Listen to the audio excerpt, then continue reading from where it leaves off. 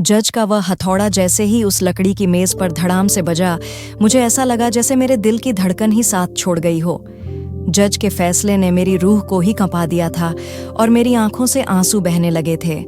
कटघरे में खड़ा वह आदमी यूसुफ अपनी विजयी मुस्कान के साथ बड़े ही गुरूर से सबको देख रहा था। मुझे पता था कि वह आज जीत जाएगा। जीतना तो उसे था ही, उसके पास पैसों की ताकत जो थी, सत्ता का साथ था। लेकिन फिर भी मुझे बस एक उम्मीद थी कि गरीबों को भी इंसाफ मिलता है। लेकिन आज मेरे वकील ने यह साबित कर दिया कि इस दुनिया में वाकई में हर चीज बिकती है और इसीलिए वह भी बिक गया, जबकि मैंने उस पर कितना भरोसा किया था। लेकिन शायद यह दुनिया ऐसी ही है, यहाँ आप जिस पर भरोसा करेंगे वही आपका विश्वास तोड़ देगा। इसका सबसे बड़ा उदाहरण तो मेरा अपना चाचा अब्दुल अंकल ही है। मैं आंखों में आंसू भरे अपने चाचा के चेहरे की तरफ देख रही थी। वह अपने गंदे पीले दांतों की खीस निपोड़कर खूब हंस रहा था। मैं जैसे ही उठकर उसके सामने पहुंची तो मेरे सामने दुखी होने का ढोंग करने लगा। मैं अच्छे से जानती हूँ कि यह नीच आदमी भी इस सब में मिला हुआ है, बस मेरे सामने अच्छा बनने का नाटक कर रहा है। आखिर किया धरा तो सब इसी का ही है। हो न हो इसने ही यह सब जानबूझकर किया है। लेकिन अब मैं क्या करूं? अब कौन मुझे इंसाफ दिलाए? कौन होगा जो मेरी बहन आयशा को बचाएगा? यही सब सोचते हुए घबराई हुई मैं कोर्ट रूम से बाहर निकली। मुझे कुछ भी समझ में नहीं आ रहा था। ऐसा लग रहा था कि कहीं से कोई फरिश्ता आ जाए और कह दे, फातिमा, तुम बिल्कुल भी फिक्र मत करो, मैं हूं ना, मैं तुम्हारी बहन को इंसाफ दिलाऊंगा, मैं उसे ढूंढ कर लाऊंगा। लेकिन इस भीड़ भाड़ वाली जगह पर मुझे एक भी चेहरा ऐसा दिखाई नहीं दिया। इस वक्त मैं बहुत ज्यादा व्याकुल थी। मुझे अपनी बहन की बहुत फिक्र हो रही थी। न जाने वह कहाँ होगी, किस हाल में होगी। मैं अपने किसी मददगार की तलाश कर ही रही थी कि तभी मेरा जीजा यूसुफ मेरे पास आया और मुस्कुराते हुए मुझसे कहने लगा, मैंने तो पहले ही कहा था फातिमा कि तुम बेकार में ही इतनी मेहनत कर रही हो। मैं सच कहता हूं, तुम्हारी बहन अपने प्रेमी के साथ ही भाग गई है। दुख तो मुझे भी बहुत है क्योंकि मैं अपनी बीवी को बहुत प्यार करता था। लेकिन क्या करूं, मैं तो उसकी खुशी में ही अपनी खुशी ढूंढ लेता हूं। अब वह जहां रहना चाहती है रहने दे। लेकिन तुमने तो खामखा ही इतना बड़ा बखेड़ा खड़ा कर दिया। तुम्हें तो मुझ पर यकीन ही नहीं है। जब पुलिस अपना काम कर रही थी तो तुम्हें यह कोर्ट कचहरी करने की जरूरत क्या थी? लेकिन नहीं, तुम्हें तो झांसी की रानी बनना था। लो, अब देख लिया ना, जज साहब ने मुझे खुद बाइज्जत बरी कर दिया है और उन्होंने भी यह मान लिया है कि तुम्हारी बहन अपने प्रेमी के साथ अपनी मर्जी से गई है। सच कहूं तो मुझे अपनी जीत की इतनी खुशी नहीं है, लेकिन तुम्हारी हार का गम बहुत है। वैसे खूबसूरत तो तुम भी बहुत हो। अब तुम्हारी बहन तो नहीं है, तुम अगर चाहो तो मैं तुम्हें सहारा दे सकता हूँ। यह कहते हुए वह अचानक मेरी तरफ आगे बढ़ा और मेरे कंधे पर हाथ रखने लगा। मैं घबराकर पीछे हट गई। मेरे कदम लड़खड़ा गए थे। मैं बहुत बुरी तरह से डर गई थी। ऐसा लग रहा था कि जैसे कोई मुझे बचाने वाला नहीं है। मैं उससे कुछ भी न कह सकी और तुरंत ही वहां से भागकर दूसरी तरफ आ गई। वहां ढेर सारे वकीलों की शक्लें मेरी नजरों में दौड़ रही थीं। मैं एक एक वकील के पास जाने लगी और उनसे हाथ जोड़कर कहने लगी कि उनमें से कोई तो मेरा केस लड़ दे। लेकिन जैसे ही मैं अपने जीजा यूसुफ का नाम बताती तो हर कोई अपने हाथ पीछे खींच लेता, क्योंकि इस शहर में सबको पता था कि मेरा जीजा किसके अंडर काम करता है।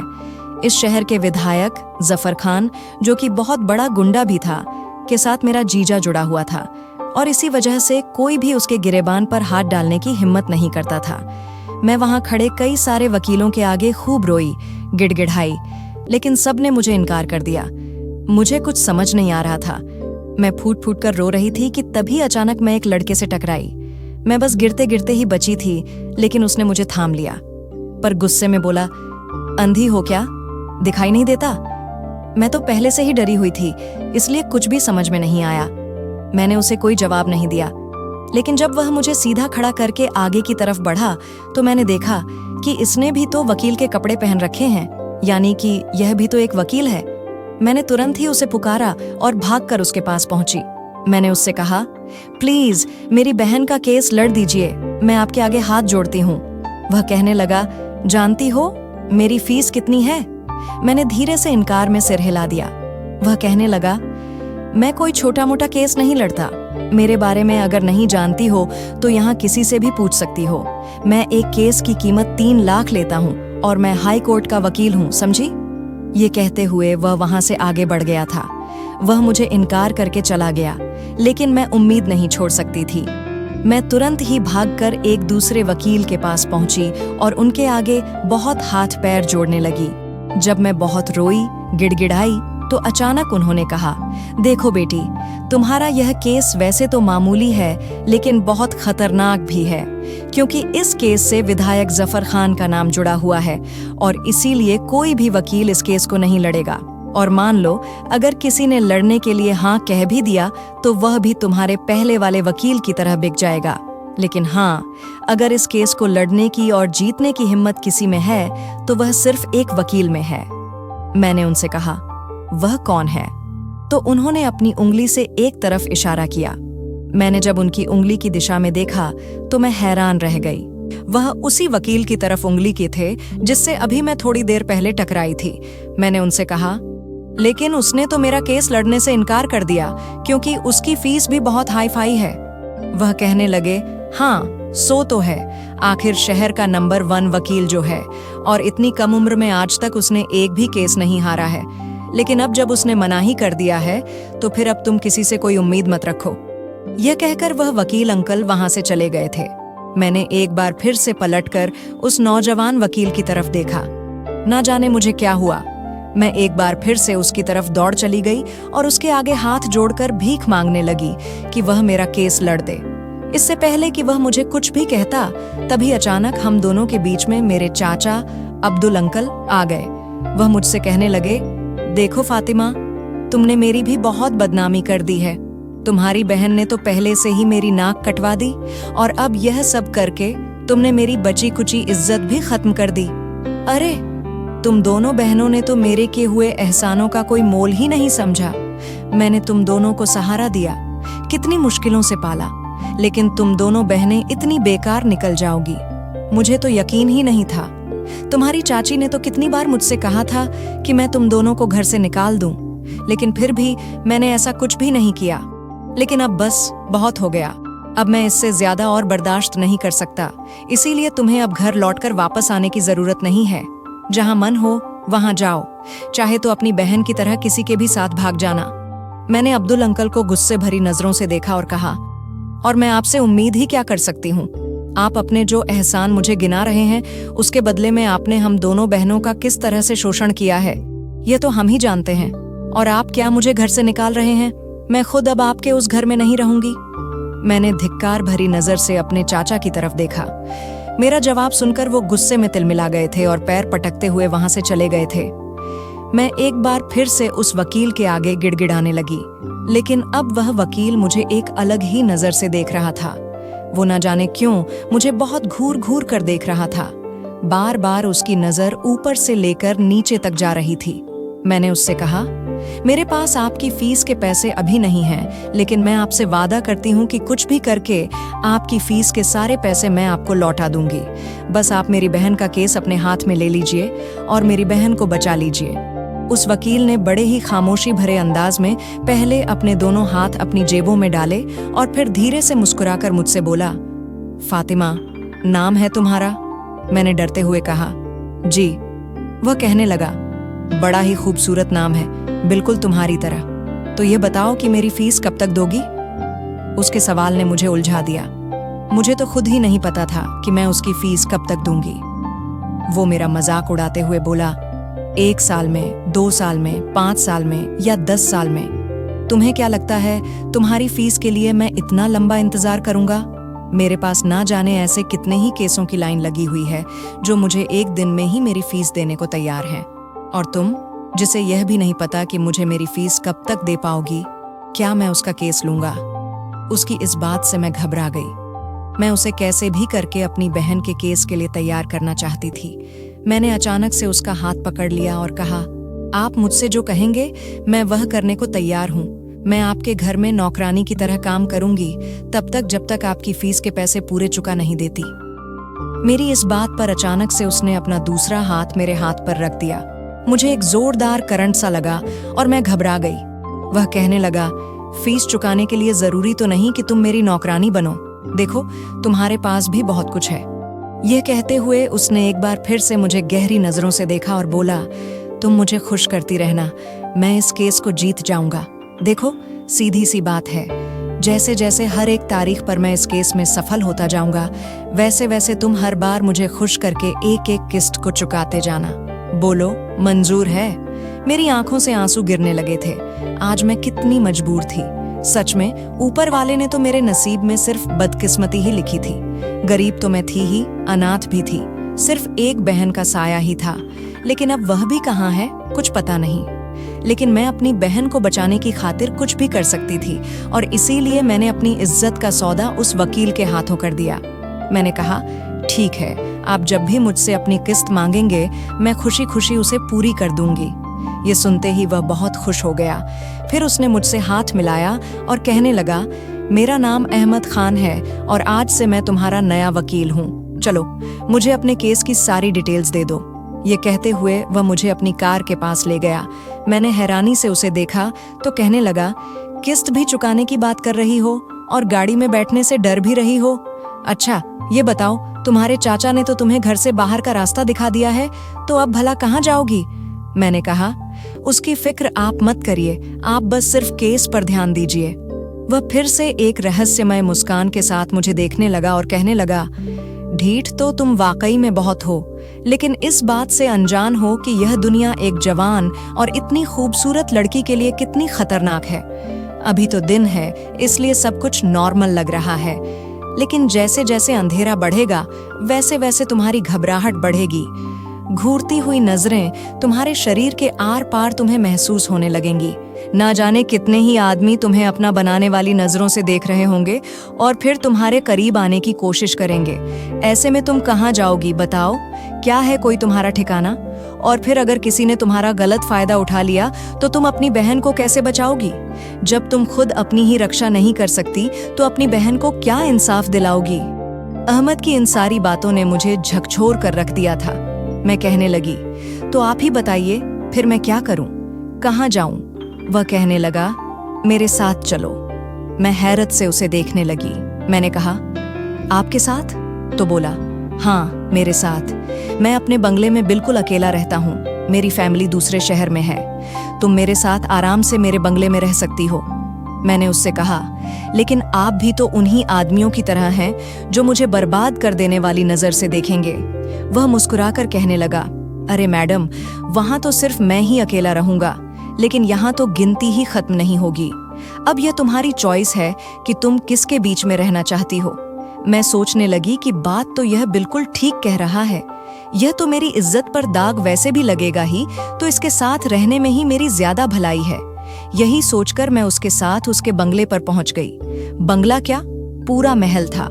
इतना खूबसूरत, इतना बड़ा, ऐसा लग रहा था कि पूरा मोहल्ला ही वहां बस जाएगा। सब कुछ बहुत आलीशान था।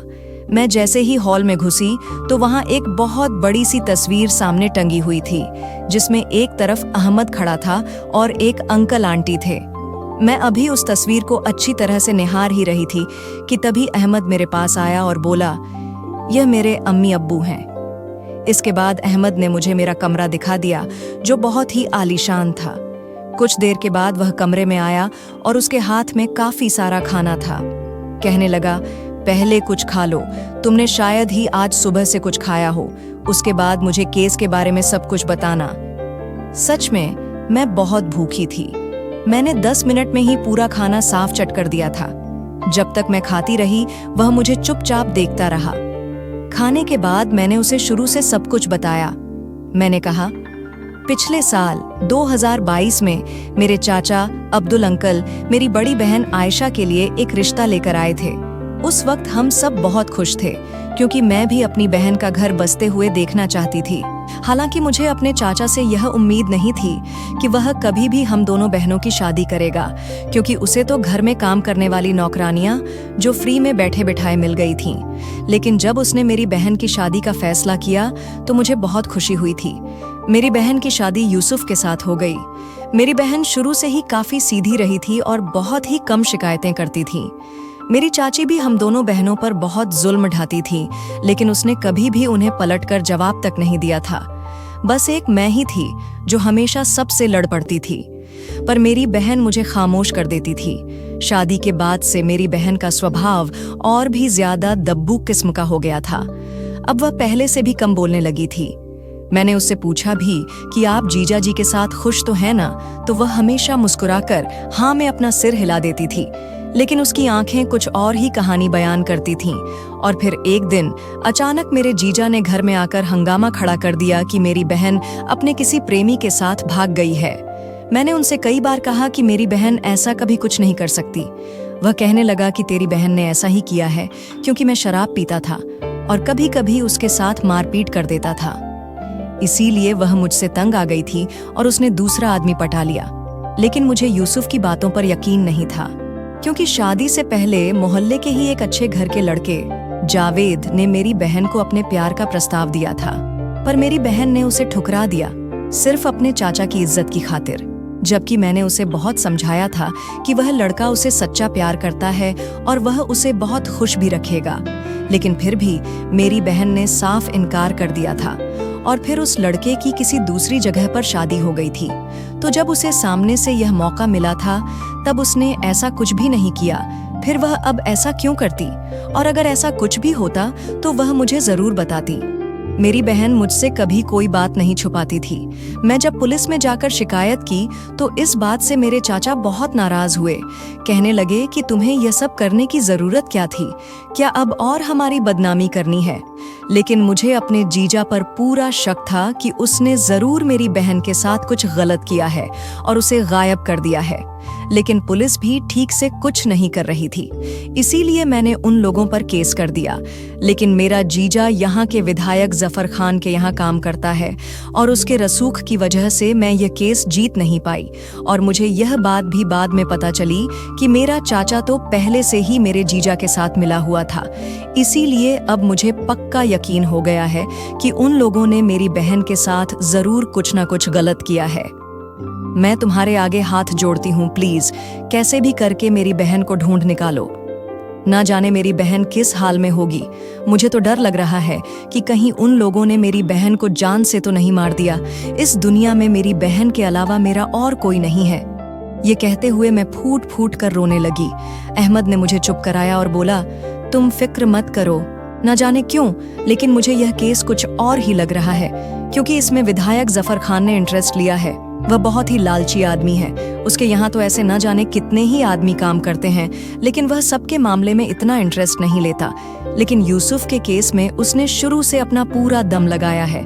इसका सीधा मतलब यह है कि जरूर उसका तुम्हारी बहन के केस से कुछ तो गहरा संबंध है, लेकिन उसके बारे में हमें पता लगाना पड़ेगा।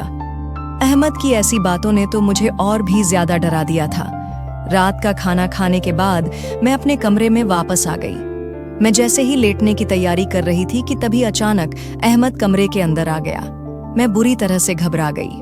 मैंने तुरंत ही अपना दुपट्टा उठाया और खुद को उससे अच्छे से लपेट लिया। अहमद मेरे बहुत करीब आ गया और उसने अचानक मेरे गाल को धीरे से सहलाया। कहने लगा, अगर ऐसे डरोगी तो फिर एक एक करके किस्तें कैसे दोगी, बताओ। मैं घबराते हुए उससे कहने लगी, लेकिन अभी तो आपने कोर्ट में केस फाइल तक नहीं किया है। जिस पर वह मुस्कुराया और बोला, हाँ हाँ मैं जानता हूँ, चिंता मत करो। मैं अभी अपने मकसद से नहीं आया हूँ, तुम्हें यह कंबल देने आया था। ऐसी चलता है तो रात में काफी ठंड बढ़ जाती है, इसीलिए सोचा तुम्हें एक एक्स्ट्रा कंबल दे दूं। यह कहकर उसने कंबल बिस्तर पर रखा और वापस जाते हुए कमरे का दरवाजा बंद कर दिया। मैं हैरानी से दरवाजे की तरफ देख रही थी और सोच रही थी कि यह आदमी क्या सच में वैसा है जैसा यह दिख रहा है। कभी लगता है कि यह गिरा हुआ आदमी है जो मेरी इज्जत का सौदा कर रहा है, लेकिन कभी लगता है कि जैसे मैं इसके साथ बिल्कुल सुरक्षित हूँ, मुझे कुछ भी नहीं हो सकता। अगर यह नीच इंसान होता तो अभी भी यह मेरा फायदा उठा सकता था, लेकिन इसने ऐसा नहीं किया। फिर मैंने सोचा, लेकिन अब भी नहीं किया तो क्या हुआ, आगे तो ये यही करेगा ना मेरे साथ। इस दुनिया के लगभग सारे ही मर्द एक जैसे होते हैं। ये सोचकर मेरी आंखों में आंसू आ गए कि मुझे अपनी इज्जत से हाथ धोना पड़ेगा। मैं चुपचाप लेटकर सो गई। अगले दिन अहमद ने हाई कोर्ट में आयशा का केस फाइल कर दिया था, जिस वजह से पुलिस पर भी दबाव बढ़ा और पुलिस ने अपनी तरफ से जांच पड़ताल शुरू कर दी थी। पहली तारीख के बाद जब हम लोग कोर्ट से लौट रहे थे तो अचानक रास्ते में हम लोगों पर हमला हो गया। 4-5 गुंडों ने हमें घेर लिया और हमें गाड़ी से उतारा। वो अहमद को धारदार हथियार दिखाकर धमकाने लगे कि इस केस से अपना हाथ चुपचाप पीछे खींच ले, वरना इतनी कम उम्र में बेमौत ही मारा जाएगा। ये सब देखकर मैं तो बहुत घबरा गई थी। मुझे लगा कि अब अहमद मेरा साथ छोड़ देगा, लेकिन अचानक अहमद ने उस आदमी का हाथ पकड़ लिया और कहने लगा, तूने शायद मेरा नाम अच्छे से नहीं सुना है। मेरा नाम अहमद खान है। मेरी पुरानी हिस्ट्री उठाकर देख ले। तेरे मालिक जफर खान से भी बड़े बड़े गुंडों को मैंने ठिकाने लगाया है, समझ में आया? इसलिए मुझे धमकाने की अब दोबारा कोशिश भी मत करना, वरना तुम लोगों का वह हाल करूंगा कि दोबारा अपने पैरों पर खड़े नहीं हो सकोगे। उस आदमी ने दोबारा अहमद को डराने के अंदाज में कहा, तूने जिनको ठिकाने लगाया होगा वह जफर भाई के आगे कुछ भी नहीं है, समझा? यह कहकर उसने अचानक अहमद पर वार कर दिया। मेरी तो चीख ही निकल गई थी और मुझे अब लगने लगा था कि आज अहमद और मेरा काम तमाम हो जाएगा। उन गुंडों ने अहमद को पीटना शुरू कर दिया और उसे कस कर पकड़ लिया, और तभी उनमें से एक गुंडा मेरी तरफ आगे बढ़ा और उसने मेरे साथ गलत हरकत करने की शुरुआत कर दी। उसने मेरे कपड़े भी फाड़ने शुरू कर दिए थे। मुझे तो लगा कि अब मेरी इज्जत नहीं बचेगी। अहमद ने उन्हें धमकी दी कि वह मुझे हाथ लगाने की हिम्मत न करे, लेकिन उनमें से कोई भी अहमद की बात नहीं सुन रहा था। और तभी अचानक अहमद ने जो किया, मैं दंग रह गई। उसने एक झटके में अपने आप को उन गुंडों से छुड़ाया और 5 मिनट में ही उन 5 गुंडों की चटनी बनाकर रख दी थी। मुझे तो यकीन नहीं आ रहा था कि यह वकील इतना बड़ा जोरदार मारधाड़ भी निकलेगा। मैं अभी भी हैरत से आंखें फाड़े अहमद को देख रही थी। वह 5 गुंडे वहीं जमीन पर बिल्कुल पस्त पड़े हुए थे। अहमद ने मेरा हाथ पकड़ा और मुझे गाड़ी में बिठाया। जब मैं घर पहुंची तो मैंने देखा कि अहमद को तो काफी चोटें आई हुई थीं। अहमद ने मुझसे कहा, तुम अपने कपड़े कमरे में जाकर बदल लो। यह कहकर वह अपने कमरे में चला गया। मैं तुरंत ही अपने कपड़े चेंज करने गई, लेकिन आज मुझे बहुत खुशी हो रही थी। अहमद ने मेरी इज्जत को बचाया था, लेकिन उसे बहुत चोट आई थी। मैंने सोचा कि मेरा फर्ज बनता है कि मैं उसके जख्मों पर मरहम लगाऊं। मैं तुरंत ही उसके कमरे में पहुंची तो वह अपने जख्मों पर मरहम पट्टी कर रहा था। मैंने उसे रोका और खुद उसके जख्मों पर दवा लगाने लगी। मैंने उसे थैंक यू कहा, लेकिन अहमद ने मेरी किसी भी बात का जवाब नहीं दिया। थोड़ी देर के बाद वह बोला, अब हमें पहले से भी ज्यादा सावधान रहना पड़ेगा, क्योंकि अब आए दिन हम पर ऐसे हमले होते ही रहेंगे। धीरे धीरे इसी तरह से 2 हफ्ते बीत गए, लेकिन मेरी बहन का कुछ भी पता नहीं चल पा रहा था। इसीलिए मैं बहुत परेशान थी। अगली तारीख पर अहमद ने बहुत ही मजबूती से मेरा केस जज के सामने रखा। जज साहब ने फैसला हमारे हक में सुनाया और पुलिस को यह आदेश दिया कि 1 हफ्ते के अंदर वह मेरी बहन का पता लगाए कि वह कहाँ पर है। इस फैसले को सुनकर मेरे जीजा के चेहरे पर परेशानी के बादल दिखने लगे थे। मैं उस दिन बहुत खुश थी। मैंने अहमद से कहा, तुम्हारी वजह से आज कानून मेरा साथ दे रहा है। अहमद कहने लगा, आज तो मैं भी बहुत खुश हूँ, क्योंकि अब तो आज मुझे मेरी पहली किस्त मिलने वाली है। उसकी इस बात को सुनकर मेरे रोंगटे खड़े हो गए थे, क्योंकि मैं उसकी इस शर्त को अब तक तो भूल ही चुकी थी। इतने दिनों में अहमद की मेरे मन में एक दूसरी ही छवि बन गई थी, लेकिन आज उसके मुंह से निकली इस बात ने एक बार फिर से उसके लिए मेरे मन में कड़वाहट पैदा कर दी थी।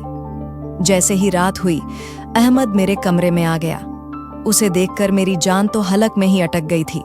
उसने एक एक करके अपने कुर्ते के बटन खोले और मेरी तरफ आगे बढ़ने लगा। मैंने डर से अपनी आंखें बंद कर लीं। वह मेरे काफी करीब आ चुका था, क्योंकि उसकी सांसें मेरे चेहरे से टकरा रही थीं। लेकिन अब मैं सोच चुकी थी कि मुझे उसकी कहीं हर बात माननी ही होगी, क्योंकि एक वही है जो मेरी बहन को बचा सकता है, और इसीलिए मैंने अपने आप को उसके सामने समर्पित कर दिया। पर काफी देर तक वह चुपचाप यूं ही खड़ा रहा। जब मैंने आंखें खोलीं तो वह एक अजीब सी शैतानी मुस्कुराहट से मेरी ओर देख रहा था। कहने लगा, अपनी शक्ल देखी है? कितना डर रही हो? वैसे तो बहुत बहादुर बनती हो। मुझे कुछ समझ में नहीं आ रहा था कि वह यह कौन सा खेल मेरे साथ खेल रहा है। मैंने उससे कहा, तुम्हें जो करना है चुपचाप कर लो, मुझे इतना परेशान क्यों कर रहे हो? वह कहने लगा, दरअसल आज मैं बहुत थका हुआ हूँ, इसीलिए आज मैं सोने जा रहा हूँ। यह कहकर वह वापस वहां से चला गया। मैंने राहत की सांस ली, लेकिन मैं सोच रही थी कि उसने मुझे क्यों छोड़ दिया। मुझे तो उसकी पर्सनैलिटी बिल्कुल समझ में ही नहीं आती थी।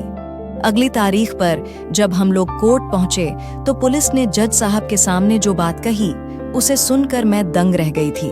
पुलिस ने बताया कि मेरी बहन अपने प्रेमी के साथ विदेश भाग गई है और इसीलिए अब उसे ढूंढा नहीं जा सकता, और उन्होंने मेरी बहन के विदेश जाने के कागजात भी जज साहब के सामने पेश कर दिए, जिससे यह बात साबित हो गई थी कि सच में मेरी बहन अपने प्रेमी के साथ ही गई हुई है और इसमें मेरे जीजा की कोई गलती नहीं है। केस पूरी तरह से पलट गया था। अहमद भी बहुत परेशान था।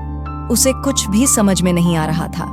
जज साहब तो उसी दिन फैसला सुनाने वाले थे, लेकिन अहमद ने अपनी दलीलें देकर उनसे 1 महीने का समय मांग लिया।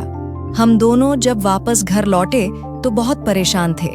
अहमद कहने लगा, क्या तुम्हें पूरा यकीन है कि तुम्हारी बहन सच में अपने किसी प्रेमी के साथ नहीं गई है?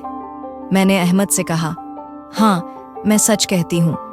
अगर वह ऐसा कुछ भी करती तो मुझे जरूर बताती, और वह मुझे छोड़कर विदेश तो बिल्कुल नहीं जा सकती थी।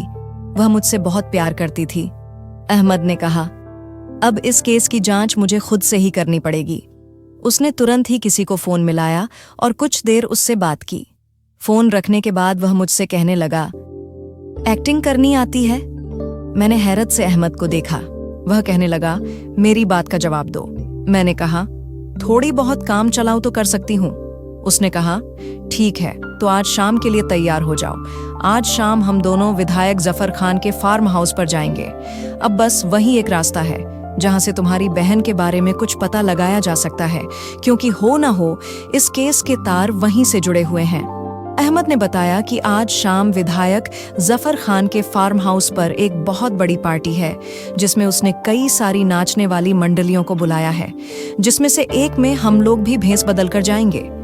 मैंने अहमद से कहा, लेकिन अगर मैं वहां जाऊंगी तो मेरा जीजा मुझे पहचान लेगा।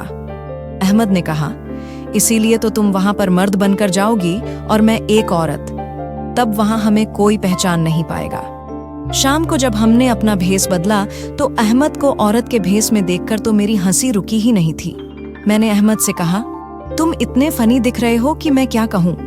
वह अचानक मेरे बहुत करीब आ गया और बोला, मैंने सिर्फ औरतों के कपड़े पहने हैं, लेकिन मैं अंदर से अभी भी एक मजबूत मर्द हूँ, और चिंता मत करो, अपनी ताकत का सबूत मैं तुम्हें बहुत जल्दी दूंगा।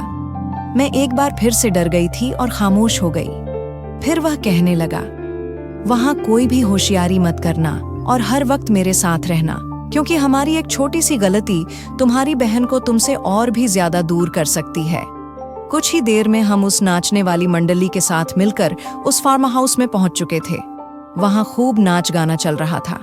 अहमद ने मुझसे कहा था कि मैं चुपचाप सबके साथ मिलकर वहां डांस करती रहूं। इसके अलावा मुझे और कुछ भी नहीं करना है। इस सब के बीच अहमद कुछ देर के लिए वहां से गायब हो गया था, और फिर जब प्रोग्राम खत्म हुआ तो हम वहां से वापस निकल आए। घर आकर मैंने अहमद से कहा, आखिर हम वहां करने क्या गए थे? हमें तो कुछ पता ही नहीं चला। अहमद ने कहा, पता करने के लिए क्या हम वहां घर बसा लेते? मैं वहां एक हिडन कैमरा लगा कर आया हूं। अब हमें पता चलेगा कि वहां पर वो लोग क्या क्या कर रहे हैं। अहमद ने तुरंत ही अपने लैपटॉप पर विधायक के फार्म हाउस की लाइव रिकॉर्डिंग शुरू कर दी थी। कुछ भी कहो, अहमद के दिमाग की दाद देनी पड़ेगी। उसका यह आइडिया काम कर गया था, क्योंकि उस वक्त वो सब शराब के नशे में थे और इस केस की जीत की खुशी में पूरी तरह से डूबे हुए थे, और इसीलिए गला फाड़ फाड़ कर अपनी तारीफों के पुल खुद ही बांध रहे थे। पहले तो हम लोग उनकी तारीफें सुनते रहे, लेकिन उसके बाद उन्होंने आगे जो सच्चाई बयान की उसे सुनकर तो मेरे रोंगटे ही खड़े हो गए थे। दरअसल मेरा जीजा यूसुफ पहले से ही शादीशुदा है, और वह अपनी बीवी और बच्चों को किसी दूसरे शहर में रख रहा था, और वह विधायक के कहने पर ही बार बार शादियां करता था और फिर उन लड़कियों को विधायक के हवाले कर देता था, और लड़कियों के घर वालों से कह देता था कि तुम्हारी लड़की भाग गई। विधायक का इतना दबदबा था कि कोई भी अपनी लड़की को ढूंढने की कोशिश नहीं करता था और ना ही पुलिस के पास शिकायत लेकर जाता था। और अगर कोई थोड़ी बहुत हिम्मत दिखाता भी था तो विधायक पहले ही ढेर सारा पैसा देकर उन लोगों का मुंह बंद करवा देता था। हमारे देश में वैसे भी गरीब आदमी के लिए तो बेटियां और भी ज्यादा बोझ होती हैं, और फिर जब उनके बदले में पैसा मिलता है तो वह चुपचाप सब कुछ हजम कर जाते हैं। विधायक उनकी गरीबी का फायदा उठाता था। यही सारी तारीफें वह अपनी खूब कर रहा था कि कितनी आसानी से वह पूरे सिस्टम को बेवकूफ बना रहा है और अपना काम मजे से कर रहा है। और अब तक कोई भी उसके काले कारनामों को दुनिया के सामने नहीं ला सका है। वह कह रहे थे कि एक बार जब वह यह केस जीत जाएंगे, उसके बाद वह अहमद और मुझे भी ठिकाने लगा देंगे। क्योंकि विधायक इस बात से बहुत खिसियाया हुआ था कि अहमद वह पहला इंसान था जिसने उसके गिरेबान पर हाथ डाला था, उसके खिलाफ खड़े होने की हिम्मत दिखाई थी। विधायक कहने लगा, अगर मेरे खिलाफ उठने वाली इस पहली उंगली को मैंने काट कर नहीं फेंका तो उसको देखकर और भी लोगों की हिम्मत बढ़ेगी। इसीलिए हमें इस उंगली को भी उखाड़कर फेंक देना होगा। बस एक बार इस केस के खत्म होने का इंतजार करना है। मैं अभी तक बेसब्र से इंतजार कर रही थी उस पल का जब विधायक मेरी बहन के बारे में कुछ बताता कि तभी विधायक ने कहा, उस लड़की फातिमा को अब तो उसकी बहन कभी नहीं मिलने वाली, और उसने तो कभी सपने में भी नहीं सोचा होगा कि उसकी बहन कहां से कहां पहुंच चुकी है। तभी उसके बगल में बैठे हुए एक दूसरे आदमी ने कहा, वह तो इस वक्त दुबई के किसी बहुत बड़े क्लब में नाच रही होगी और हो सकता है कि किसी रईस शेख की रातें भी रंगीन कर रही हों। यह सुनकर तो मैं धड़ाम से नीचे गिर गई थी। मुझे चक्कर आने लगा था। इन लोगों ने मेरी बहन के साथ यह क्या कर दिया था? मेरी बहन की जिंदगी तो बर्बाद हो गई थी। विधायक कहने लगा, उस फातिमा ने भी मेरे खिलाफ आवाज उठाकर अच्छा नहीं किया। लड़की वह भी बहुत खूबसूरत है, इसीलिए केस के ठंडा होते ही कुछ समय के बाद उसे भी उठा लेना और उसे किसी दूसरे देश के क्लब की शान बना देना। उसकी भी बहुत मोटी रकम हमें मिलेगी। इतना कहकर वह लोग धक्का मारकर हंसने लगे थे। मैं आंसू भरी निगाहों से अहमद की तरफ देखने लगी और लड़खड़ाते शब्दों से कहा, क्या किया इन लोगों ने मेरी बहन के साथ? ना जाने उसका इस वक्त क्या हाल हो रहा होगा। आज का आदमी तो गिद्ध बन चुका है जो मेरी बहन को नोच नोच कर खा गया होगा। पता नहीं मेरी बहन कैसी कैसी मुसीबतों का सामना ना कर रही होगी। अब मैं अपनी बहन तक कैसे पहुंचूंगी? दुबई तो दूर की बात है, मैं तो आज तक इस देश के किसी दूसरे राज्य तक में नहीं गई हूँ। विदेश जाना तो बहुत दूर है। अब मैं अपनी बहन को वापस कैसे लाऊंगी? बताओ अहमद, अब क्या होगा? अहमद कुछ भी नहीं बोला। मैंने कहा, तुमने मेरे लिए बहुत कुछ किया है, लेकिन यह मेरा और मेरी बहन का नसीब ही है जो हमारे बीच इतनी ज्यादा दूरियां हो गईं कि अब हमारा मिलना नामुमकिन है। तुम्हारी वजह से कम मुझे आज यह तो पता चला कि मेरी बहन के साथ क्या हुआ है। मैं तुरंत ही उठ खड़ी हुई और अपना दुपट्टा एक साइड फेंक दिया और अहमद से कहा, तुम भी अपने केस की फीस मुझसे वसूल कर सकते हो। मैं तुम्हारा कर्ज अपने सिर पर नहीं रख सकती। अहमद उठ खड़ा हुआ। उसने नीचे झुककर मेरा दुपट्टा उठाया और मुझे अच्छे से उड़ा दिया और कहने लगा, मैं इतना भी गिरा हुआ नहीं हूं कि केस की फीस मैं तब वसूल करूंगा जब केस को पूरी तरह से जीत जाऊंगा, और अभी मैं यह केस जीता नहीं हूं। मैं हैरानी से अहमद को देखते हुए बोली, अब तुम भला इस केस को कैसे जीतोगे? मेरी बहन तो दुबई में है और उन लोगों ने तो साबित कर दिया है कि मेरी बहन किसी प्रेमी के साथ विदेश भाग गई है। अब हम यह केस नहीं जीत सकते। मेरी बहन ही एकमात्र ऐसी गवाह है जो इन लोगों की सच्चाई सबके सामने ला सकती है, लेकिन अब वह दुबई से वापस कभी नहीं आएगी। अहमद ने कहा, आएगी, तुम्हारी बहन दुबई से वापस आएगी। मैंने कहा, तुम शायद केस को जीतने के जुनून में पागल हो गए हो। कौन लाएगा मेरी बहन को वापस? अहमद कहने लगा, हम लाएंगे, हम जाएंगे दुबई और हम ढूंढेंगे वहां तुम्हारी बहन को। उसकी इस बात से मेरे अंदर एक जान सी फूंक दी थी। मैंने कहा, सच में अहमद, क्या हम दुबई जाएंगे? तुम मुझसे मजाक तो नहीं कर रहे हो? अहमद ने कहा, बिल्कुल नहीं, तुम फिक्र मत करो, मैं तुम्हारी बहन को हर हाल में इंडिया वापस लेकर ही आऊंगा। अब तक इन लोगों ने ना जाने कितनी ही लड़कियों की जिंदगियां खराब की होंगी, लेकिन अब इन्हें इनके किए की सजा मैं हर हाल में दिलाकर ही रहूंगा। अहमद ने तुरंत ही अपने अब्बू को फोन लगाया और उनसे कुछ घंटे तक बातें की।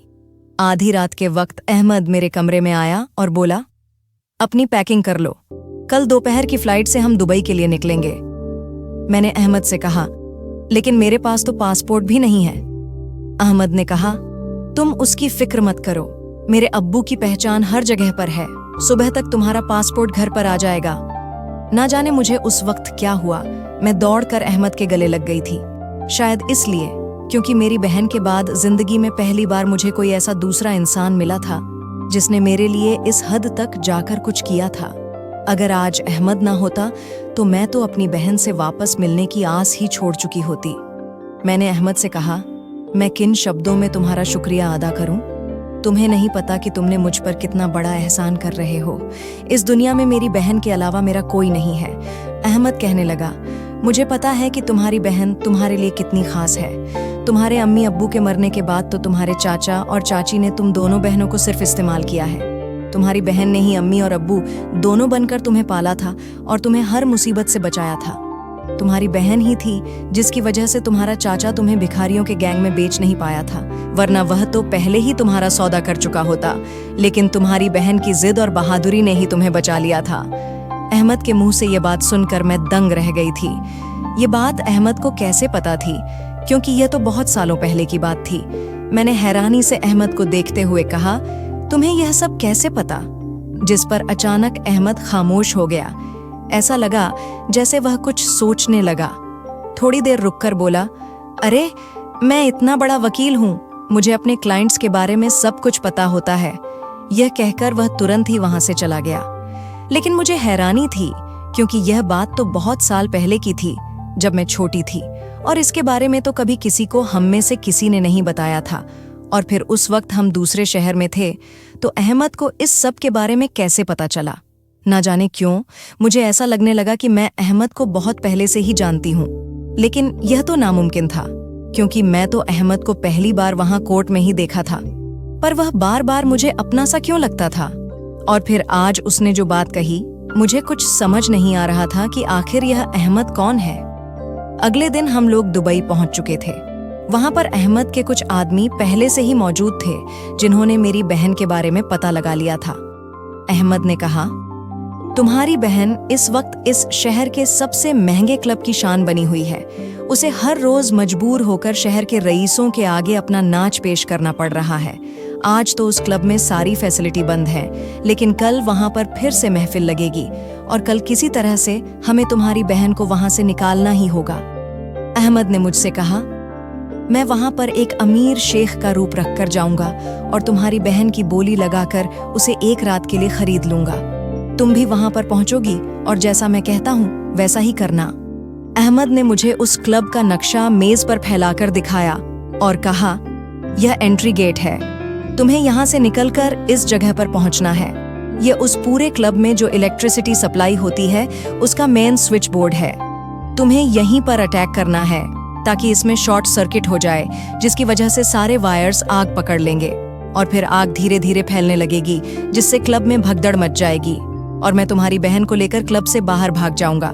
लेकिन इस सब में तुम्हें बहुत सावधानी बरतनी होगी, क्योंकि इसमें जान का खतरा भी है। और हाँ, तुम्हें अपने काम को तब तक अंजाम नहीं देना है जब तक मैं तुम्हारी बहन को खरीद न लूं, क्योंकि जब वह मेरे हाथ आ चुकी होगी तभी मुझे उसे वहां से लेकर भागने में कामयाबी मिलेगी। मैंने अहमद से कहा, मुझे बहुत डर लग रहा है। अहमद ने कहा, तुम फिक्र मत करो, अपनी बहन को उस नर्क से निकालना चाहती हो ना? मैंने हाँ में सिर हिलाया। उसने कहा, तो बस तुम्हें यह अपनी बहन के लिए करना ही होगा। अगले दिन रात को मैं और अहमद ठीक समय पर उस क्लब के अंदर अलग अलग होकर पहुंच चुके थे। मुझे बहुत डर लग रहा था कि कहीं कोई मुझे पकड़ न ले, लेकिन अपनी बहन की खातिर मुझे यह सब करना ही था। वहां बहुत ज्यादा सिक्योरिटी थी, लेकिन क्योंकि उस वक्त मैं एक करोड़पति औरत बनकर उस क्लब में गई थी, वहां के कसीनो में मैंने जुआ भी खेला था, ताकि वहां सबको इस बात पर यकीन हो जाए कि मैं करोड़पति हूं। वह सारे पैसे लुटाने के लिए मुझे अहमद ने ही दिए थे। इसके बाद मैंने शराब पीने का नाटक किया और खुद को ऐसे दिखाया कि मैं नशे में पूरी तरह से डूबी हुई हूं और कभी भी कहीं भी जा रही हूं। इस सब की वजह से वहां पर जो सिक्योरिटी थी उनमें से किसी की हिम्मत नहीं थी कि कोई मुझसे कुछ भी सवाल पूछता। इस सब का फायदा उठाते हुए मैं उस इलेक्ट्रिसिटी बॉक्स तक पहुंच चुकी थी। इधर अहमद भी मेरी बहन की बोली लगा रहा था, जिसको मैं ईयरफोन से सुन रही थी। और जैसे ही मेरी बहन को अहमद ने खरीद लिया और अपने साथ लेकर जाने लगा, तभी मैंने अपना काम किया। अचानक बहुत बड़ा धमाका हुआ, जिसकी वजह से मैं एक तरफ डर कर गिर गई थी, लेकिन मैं जल्दी से वहां से उठकर भागी। आग बहुत तेजी से चारों तरफ फैलने लगी थी। वहां पर लगे हुए सारे सायरन बजने लगे, जिससे सबको पता चल गया कि क्लब में आग लग गई है। बुरी तरह से सब तरफ भगदड़ मच गई थी। न जाने कितने ही हजारों लोग एक साथ बाहर निकलने के लिए दौड़ पड़े थे, और इसी बीच अहमद भी मेरी बहन का हाथ पकड़कर उसे बाहर खींच ले गया। मैं काफी दूर भागती रही और अहमद की बताई हुई जगह पर पहुंच गई थी। जब मैं वहां पहुंची तो खुशी के मारे उछल पड़ी। मेरी बहन मेरी आंखों के सामने खड़ी थी। वह हैरानी से आंखें फाड़े मुझे देख रही थी। उसे तो अभी तक यकीन ही नहीं हो रहा था कि उसकी छोटी बहन यहाँ कैसे आ गई। मैं दौड़कर उसके गले लग गई थी। अहमद ने कहा, हमें तुरंत यहाँ से निकलना होगा। हम गाड़ी में बैठे और होटल रूम से हमने अपना सारा सामान समेटा। मेरी बहन मुझसे सवाल पर सवाल पूछ रही थी, लेकिन अहमद ने कहा, तुम्हारे सारे सवालों का जवाब हम इंडिया चलकर देंगे। अभी बस हमें कैसे भी यहाँ से निकलना होगा। हम आधे घंटे में ही अहमद के साथ निकल लिए। मैं जैसे ही गाड़ी से उतरी तो हैरान रह गई, क्योंकि सामने एक बड़ा सा जहाज खड़ा था। अहमद कहने लगा, ये लोग बहुत पावरफुल होते हैं और एयरपोर्ट पर भी इनके ढेर सारे आदमी पहले से ही मौजूद रहते हैं।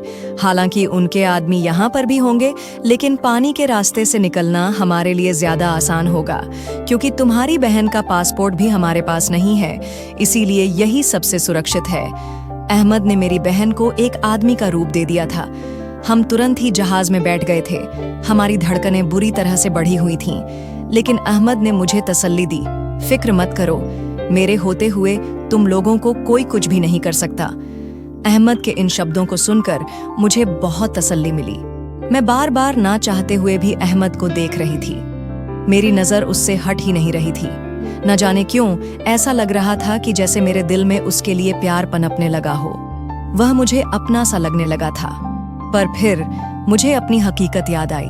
कहाँ मैं एक गरीब अनाथ लड़की और कहाँ वह एक करोड़पति बाप का इकलौता बेटा, जो कि शहर का सबसे बड़ा वकील है। वह मुझे कभी नहीं मिल सकता था, और ना ही वह मेरे जैसी लड़की को अपना बना सकता था, बल्कि वह तो सिर्फ मुझे एक रात की रौनक बनाना चाहता था। यह ख्याल मेरे मन में जैसे ही आया, मुझे बहुत बुरा लगने लगा। मैं सोचने लगी, क्यों अहमद, तुम क्यों करोगे मेरे साथ ऐसा? लेकिन फिर मैं बार बार यही सोच रही थी कि क्या सच में अहमद एक बुरा इंसान है? उसने अब तक मेरे लिए जो कुछ भी किया, वह इस दुनिया में कोई नहीं कर सकता था। ना जाने कितना पैसा उसने मेरे लिए पानी की तरह बहा दिया, और जो अपनी जान का खतरा लिया, वह तो अनमोल है। क्या उसने वाकई यह सब कुछ सिर्फ और सिर्फ इसलिए किया ताकि मेरे साथ एक रात बिता सके? लेकिन वह कभी भी कर सकता था, बिना इतना सब कुछ किए भी। लेकिन उसने आज तक मुझे हाथ तक नहीं लगाया था। मुझे तो कुछ भी समझ में नहीं आ रहा था। अहमद मेरे लिए एक पहेली की तरह बन चुका था। जब मैं आयशा को लेकर अहमद के बंगले पर पहुंची तो आयशा हैरान रह गई। मैंने आयशा को सब कुछ बताया कि किस तरह से अहमद ने मेरी मदद की, और मैं उसके साथ ही यहाँ पर रह रही हूँ, क्योंकि चाचा ने मुझे घर से निकाल दिया था और फिर मुझे अहमद ने ही सहारा दिया। आयशा ने बताया कि यूसुफ ने पहले तो खुद उनका फायदा उठाया और एक दिन उन्हें खाने वाली किसी चीज में बेहोशी की दवा मिलाकर बेहोश करके दुबई के उस क्लब में जाकर बेच दिया था।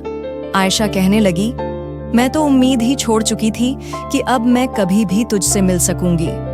मैंने कहा, मेरा भी यही हाल था दीदी, लेकिन यह सब कुछ सिर्फ और सिर्फ अहमद की वजह से मुमकिन हुआ है। अचानक आयशा अहमद के पैरों में गिर गई। वह कहने लगी, आप तो मेरी और मेरी बहन के लिए अल्लाह का करम साबित हुए हैं। अहमद ने उन्हें तुरंत ऊपर उठाकर अपने गले से लगा लिया और कहा, यह सब करने की आपको कोई जरूरत नहीं है, यह तो मेरा फर्ज है। जाइए, आप कमरे में जाकर आराम करिए और फ्रेश हो जाइए। कल हमें इस केस की आखिरी तारीख के लिए जाना है। आयशा के जाते ही अचानक अहमद के चेहरे के एक्सप्रेशन बदले। वह मेरे बहुत करीब आ गया और कहने लगा, तुम्हारी बहन तो मुझे अल्लाह समझ रही है। उनको लगता है कि मैंने तुम लोगों पर एहसान किया है, जबकि उन्हें तो पता ही नहीं कि इस एहसान के बदले में मैं उनकी बहन से क्या लेने वाला हूँ। अहमद के ऐसे कहने पर पता नहीं क्यों, लेकिन मुझे बुरा नहीं लगा। मैंने अहमद से कहा, अब तो तुम मुझसे मेरी जान भी मांग लो, मैं वह भी तुम्हें खुशी खुशी दे दूंगी। तुमने मेरे लिए जो किया है ना, उसके लिए यह तो कुछ भी नहीं है। तुम जब मुझे अपनी दिल लगी के लिए बुलाओगे, मैं हर बार खुशी खुशी चली आऊंगी। मेरी बात सुनकर अहमद अचानक पीछे हटा, कहने लगा, यह क्या कह रही हो तुम फातिमा? मैंने कहा, तुमने सही सुना, तो बताओ, क्या आज रात ही मैं इस केस की फीस तुम्हें अदा कर दूं? अहमद कहने लगा, मुझसे ज्यादा तो लगता है तुम्हें जल्दी है, लेकिन अभी नहीं, कल केस का फैसला आ जाने दो। अगले दिन अप्रैल 2023 में मैं आयशा को लेकर जब कोर्ट पहुंची तो उस विधायक और यूसुफ के तो होश ही उड़ चुके थे। आयशा ने कोर्ट में जाकर गवाही दे दी और सब कुछ सच सच बता दिया कि किस तरह से वह लोग क्या क्या करते हैं। सारी सच्चाई अब कोर्ट के सामने आ चुकी थी। दूसरे सबूत के तौर पर विधायक के फार्म हाउस की जो रिकॉर्डिंग थी, वह भी हम लोगों ने कोर्ट में पेश कर दी थी, जिसे देखकर उन लोगों के होश उड़ चुके थे। उन्होंने तो कभी सपने में भी नहीं सोचा था कि उनकी सारी करतूतें इस तरह से दुनिया के सामने आ जाएंगी। जज साहब ने तुरंत ही यूसुफ और विधायक जफर खान को हिरासत में लेने का आदेश दे दिया। साथ ही पुलिस को निर्देश दिया कि वह इस मामले की गहराई से जांच करे और उन सभी लड़कियों का पता लगाए जिन्हें इन लोगों ने बेचा था। आयशा की गवाही और उस रिकॉर्डिंग ने सारी सच्चाई को उजागर कर दिया था। कोर्ट ने यूसुफ को उम्र कैद की सजा सुनाई और विधायक जफर खान को भी कई सालों की सजा दी गई। उनके काले कारनामों का पूरा पर्दाफाश हो चुका था। मैं कोर्ट से बाहर निकली तो मेरी आंखों में आंसू थे, लेकिन इस बार ये खुशी के आंसू थे। मेरी बहन मेरे साथ थी और उसे इंसाफ मिल चुका था। मैंने अहमद की तरफ देखा, जो चुपचाप कोर्ट के बाहर खड़ा था। मैं उसके पास गई और कहा, अहमद, तुमने मेरी बहन को वापस लाकर मेरी जिंदगी में नया सवेरा ला दिया। मैं तुम्हारी इस मेहरबानी को कभी नहीं भूलूंगी। अहमद ने मुस्कुराकर कहा, फातिमा, मैंने वादा किया था कि मैं तुम्हारी बहन को वापस लाऊंगा और मैंने अपना वादा पूरा किया, लेकिन अब तुम्हें भी तो मुझसे किया हुआ वादा याद है ना? उसकी इस बात पर मेरी धड़कनें फिर से तेज हो गईं। मैंने सोचा था कि शायद वह अब मेरे साथ वह सब करेगा जिसके लिए उसने पहले शर्त रखी थी, लेकिन मेरे आश्चर्य की सीमा न रही जब उसने कहा, मैं चाहता हूं कि तुम और आयशा मेरे साथ मेरे बंगले में रहो, लेकिन नौकरानी के तौर पर नहीं, बल्कि मेरे परिवार की तरह। मेरे अम्मी अब्बू भी चाहते हैं कि तुम दोनों उनके साथ रहो।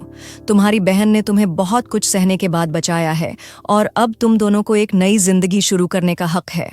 मैं हैरान थी। मैंने कहा, लेकिन अहमद, तुमने तो कहा था कि तुम मेरी इज्जत के बदले ये केस लड़े हो, फिर अब यह सब क्या कह रहे हो?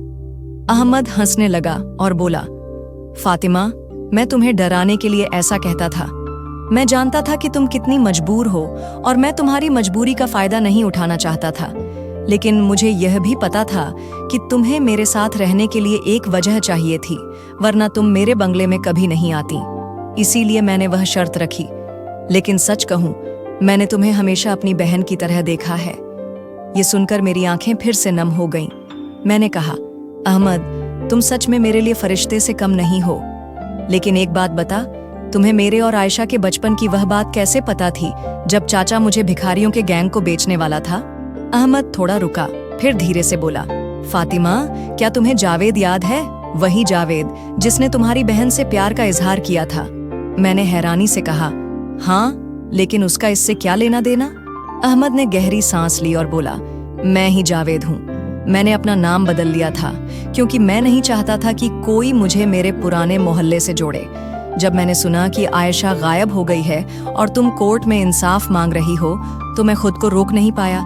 मैंने तुम्हारी मदद इसलिए की क्योंकि मैं आयशा से प्यार करता था और तुम उसकी छोटी बहन हो।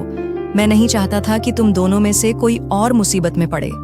यह सुनकर मेरे पैरों तले जमीन खिसक गई। मैंने कभी नहीं सोचा था कि अहमद वही जावेद है जिसे मेरी बहन ने ठुकरा दिया था। मैंने कहा, तो तुमने यह सब कुछ आयशा के लिए किया? अहमद ने सिर हिलाया और बोला, हाँ, लेकिन अब तुम दोनों मेरे लिए परिवार हो। मैं चाहता हूं कि तुम दोनों मेरे साथ रहो और मैं तुम्हारी हर मुसीबत में तुम्हारा साथ दूं। मैंने आयशा को यह सब बताया और वह भी सुनकर हैरान रह गई। उसने अहमद से माफ़ी मांगी और कहा, जावेद, मैंने तुम्हें ठुकराकर गलती की थी, लेकिन तुमने मेरी बहन और मेरे लिए जो किया वह कोई और नहीं कर सकता था। उस दिन के बाद मैं और आयशा अहमद के बंगले में रहने लगे। अहमद ने हमें अपने परिवार की तरह रखा।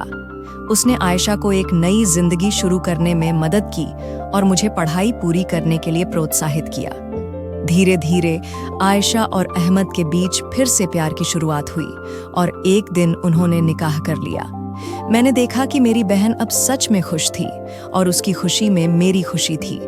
अहमद ने न सिर्फ मेरी बहन को बचाया, बल्कि हम दोनों को एक नया परिवार और नई जिंदगी दी। इस दुनिया में इंसाफ शायद देर से मिलता है, लेकिन अगर कोई सच्चे दिल से कोशिश करे तो वह जरूर मिलता है। और अहमद ने यह साबित कर दिखाया